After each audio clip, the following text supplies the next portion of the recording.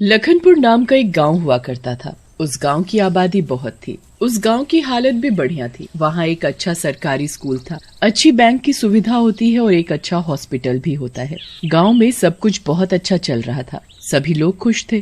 किसान की फसल भी बहुत अच्छी उग रही थी। बारिश भी सही मात्रा में हो रही थी। गाँव के लोग भी एक दूसरे के साथ अच्छे से पेश आते थे। गाँव के लोगों में बहुत एकता थी। गाँव में जितनी भी समस्याएं आई थी, सभी का गांव वालों ने एक साथ सामना किया था। उस गांव में एक लड़की रहा करती थी। उस लड़की का नाम प्रतीक्षा था। प्रतीक्षा पढ़ने में बहुत अच्छी थी। प्रतीक्षा के साथ सिर्फ उसकी माँ ही रहा करती थी। उसकी माँ भी उसकी तरक्की के लिए उसका बहुत साथ देती थी। पूरा गांव प्रतीक्षा के बारे में जानता था। उसकी समझदारी की तारीफ भी खूब करता। कुछ ही दिनों बाद प्रतीक्षा नौकरी के लिए एक अस्पताल में लग जाती है, एक नर्स के तौर पर। प्रतीक्षा अब गांव के अस्पताल में ही कमाने लगी थी। उसकी माँ और सारे गांव वाले प्रतीक्षा के लिए बहुत खुश थे। प्रतीक्षा अपनी नर्स की नौकरी भी बहुत अच्छे से निभा रही थी। एक दिन कुछ गांव वाले चाय की दुकान पर बैठकर कुछ बातें कर रहे थे। और भाइयों, क्या चल रहा है? सब ठीक ठाक है घर पर? हाँ भाई, सब कुछ बढ़िया चल रहा है। मेरी तो खेती भी बढ़िया चल रही है। मेरा भी सब सही ही चल रहा है भाई। आप सुनाओ, अपनी घर में बीवी बच्चे कैसे चल रहे हैं? हाँ भाई, घर में सब सही चल रहा है। बीवी घर का काम करती है और मेरा बेटा पढ़ाई। अरे आजकल चल क्या रहा है पता ही नहीं चल रहा। और चाय वाले भैया, कोई समाचार पत्र नहीं रखा है क्या? अरे हाँ भैया, रखा है। अब ही डेट है। चाय वाला उस आदमी को समाचार पत्र दे देता है और फिर वो आदमी समाचार पत्र पढ़ने लगता है। जैसे ही वो आदमी समाचार पत्र में से अगली खबर पढ़ता है, वो चौंक जाता है। अरे भाई, ये क्या? पूरे विश्व में एक महामारी फैल रही है। बताया जा रहा है कि ये बीमारी जब किसी को होती है तो उस इंसान की जान भी जा सकती है और ये बीमारी बहुत तेजी से बढ़ रही है। बहुत से लोगों की इसमें जान जा चुकी है। हाँ। अरे भैया, ये तो बहुत बुरी खबर है। अगर ये बीमारी हमारे गांव में फैल गई तो बड़ी दिक्कत हो जाएगी। हाँ। अरे छोड़ो भाई, क्या महामारी से डर रहे हो? हर बार की तरह इस बार भी समस्या को एक साथ निपटा लेंगे। ऐसे ही ये महामारी की खबर गांव के हर व्यक्ति को पता चल जाती है। धीरे धीरे ये महामारी गांव में भी फैलने लगी। गांव के कुछ लोगों को भी ये बीमारी हो गई थी। ये महामारी अब तेजी से बढ़ने लगी थी। आधे से ज्यादा गांव इसकी चपेट में आ चुका था। ज्यादा मात्रा में लोग इस बीमारी से पीड़ित थे। गांव के लोगों की इस महामारी से मौत भी हो रही थी। गांव में इस बीमारी के लिए एहतियात भी जारी कर दी गई थी। सभी लोगों के लिए मास्क पहनना अनिवार्य हो गया था। सभी के लिए घर से बाहर निकलना बंद हो गया जब तक कोई आवश्यक काम न हो। गांव में लॉकडाउन लग चुका था। ये बीमारी तेजी से बढ़े ही जा रही थी और कोई भी इसकी दवा नहीं खोज पाया। जब प्रतीक्षा को ये बात पता चली तो उसकी भी हॉस्पिटल में जिम्मेदारी और बढ़ गई थी। हे भगवान, ये तो बीमारी बढ़ ही जा रही है। अब मैं क्या करूं? मेरे सामने ही कितने गांव वालों की जान चली गई और मैं कुछ भी नहीं कर पाई। मुझे ये सब देखते हुए बिल्कुल अच्छा नहीं लग रहा। पता नहीं अब इस बीमारी की दवाई भी कब निकलेगी। कुछ ही दिनों बाद प्रतीक्षा की माँ को भी ये बीमारी पकड़ लेती है। प्रतीक्षा बहुत दुखी और परेशान होती है। अब मैं क्या करूं? मेरी माँ भी इस बीमारी की चपेट में आ गई।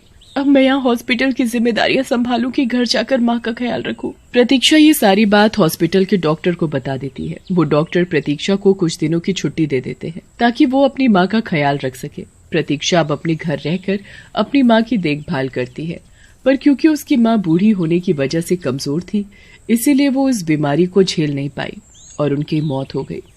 नहीं माँ, नहीं, तुम नहीं जा सकती मुझे छोड़ के। ये नहीं हो सकता है। फिर प्रतीक्षा अपनी माँ का अंतिम संस्कार करके हॉस्पिटल में अपनी जिम्मेदारियां पूरी करने वापस चली जाती है। क्योंकि प्रतीक्षा बहुत सारे महामारी से पीड़ित मरीजों के संक्रमण में आती थी, इसीलिए उसे भी ये बीमारी हो जाती है और प्रतीक्षा की भी इस बीमारी की वजह से मौत हो जाती है। प्रतीक्षा मरने के बाद एक चुड़ैल बन जाती है। मैं जीते जीते इस गांव को नहीं बचा पाई, पर इस महामारी से मैं चुड़ैल बनकर जरूर इनको बचाऊंगी। फिर चुड़ैल उसी गांव के जंगल में भटकने लगती है। चुड़ैल एक तांत्रिक बाबा को गांव के जंगल में छिपकर कुछ तंत्र करते हुए देख लेती है। हे बाबा, आप ये तंत्र किस लिए कर रहे हो, और वो भी इस गांव में? मैंने आपको इस गांव में कभी नहीं देखा। मैं ये तंत्र इस महामारी की दवाई से निकलने के लिए कर रहा हूँ। मैं अपनी दिव्य शक्तियों से एक ऐसी दवाई निकालूंगा जिससे इस पूरे विश्व को इस महामारी से छुटकारा मिल जाएगा। बाबा मैं भी आपकी कुछ मदद करना चाहती हूँ। मैं अपने गांव के लोगों को इस तरह मरते हुए नहीं देख सकती। मुझे बताइए मैं आपकी क्या सहायता करूँ। बाबा चुड़ैल का ऐसा मदद का भाव देखकर बहुत खुश हो जाते हैं। ठीक है, जब ये दवाई तैयार हो जाएगी तब मैं तुम्हें इसकी जिम्मेदारी सौंप दूंगा। मैं तुम्हें एक जादुई इंजेक्शन दूंगा, इससे तुम लोगों को लगाकर ठीक कर सकती हो। चुड़ैल ये सब सुनकर बहुत खुश हो जाती है। जब थोड़े दिनों बाद ही तांत्रिक बाबा वो जादुई इंजेक्शन तैयार कर देते हैं तो वो उस चुड़ैल को दे देते हैं। ये लो, ये जादुई इंजेक्शन अब तुम्हारे हाथ में है। अब तुम इस जादुई इंजेक्शन से लोगों की मदद करो। शुक्रिया बाबा, आपका बहुत बहुत शुक्रिया।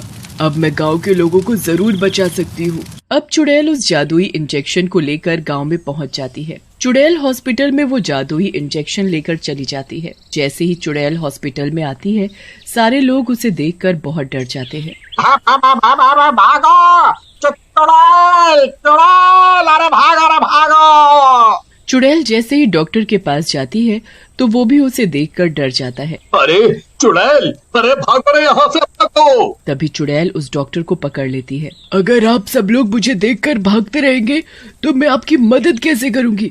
आप मुझे कुछ बताने का मौका तो दीजिए।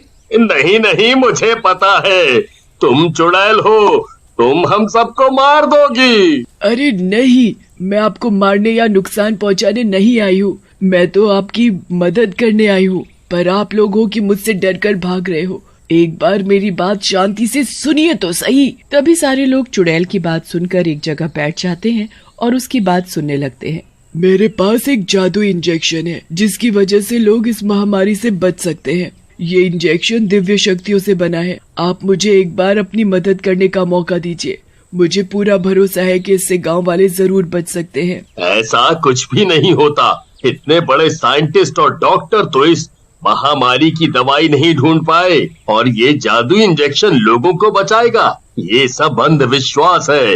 मैं मान ही नहीं सकता कि इससे लोगों की जान बच सकती है। तो ठीक है, आप कोई भी महामारी के संक्रमण से पीड़ित मरीज को मेरे सामने ले आइए। मैं उसे ये जादुई इंजेक्शन लगाऊंगी। अगर वो ठीक हो गया तो आप लोगों की मदद करने दोगे, और अगर वो ठीक नहीं हो पाया तो मैं यहाँ से हमेशा के लिए इस जादुई इंजेक्शन को लेकर चली जाऊंगी। डॉक्टर चुड़ैल की बात से सहमत हो जाता है और उसके सामने एक मरीज को ले आता है। चुड़ैल जैसे ही उस मरीज को वो जादुई इंजेक्शन लगाती है, तभी उस मरीज की हालत सही होने लगती है। और जब डॉक्टर उस मरीज का टेस्ट करता है, तब रिपोर्ट में भी उसके सही होने का रिजल्ट आया हुआ होता है। ये देखकर चुड़ैल बहुत खुश हो जाती है, क्योंकि अब ये मरीज ठीक हो चुका है और अब ये इस महामारी के संक्रमण में दोबारा नहीं आ पाएगा। आप मुझे इस इंजेक्शन से लोगों की मदद करने दीजिए। एक बात बताओ, मरीज इतने सारे हैं और ये एक इंजेक्शन से इतने सारे लोगों की जान कैसे बच सकती है? तभी चुड़ैल उन लोगों को उस तांत्रिक बाबा से मिलवाती है। देखिए, यही है वो जिन्होंने ये जादुई इंजेक्शन मुझे दिया। ये और ऐसी दवा बना सकते हैं, तो आप बेफिक्र रहिए। गांव के सारे लोगों का इलाज होगा और वो भी मुफ्त में। तभी सारे लोग इस काम में जुट जाते हैं। लेकिन एक समस्या और भी थी। चुड़ैल के पास जो भी मरीज जाता तो उल्टे पैर वापस आ जाता, क्योंकि चुड़ैल दिखने में बहुत डरावनी थी। डॉक्टर, अगर ऐसे लोग मुझे देखकर डरकर भागते रहेंगे तो मैं उन्हें दवाई कैसे लगाऊंगी? इससे तो गांव वाले कभी इस महामारी से बच नहीं पाएंगे। अरे आप चिंता क्यों करती हैं? इस समस्या का भी एक हल है। आप नर्स के कपड़े पहन लीजिए और अपने चेहरे पर एक मास्क लगा लीजिए, जिससे लोग आपका चेहरा नहीं देख सकेंगे, तो डरेंगे कैसे? हाँ, ये बढ़िया हल है। फिर चुड़ैल नर्स के कपड़े और एक मास्क लगा लेती है। अब लोग आराम से वो जादुई इंजेक्शन लगाकर ठीक हो रहे थे। देखते ही देखते गांव के सारे लोगों का इलाज हो जाता है और सारा गांव एकदम ठीक हो जाता है। सारा गांव उस चुड़ैल का बहुत शुक्रिया अदा करता है।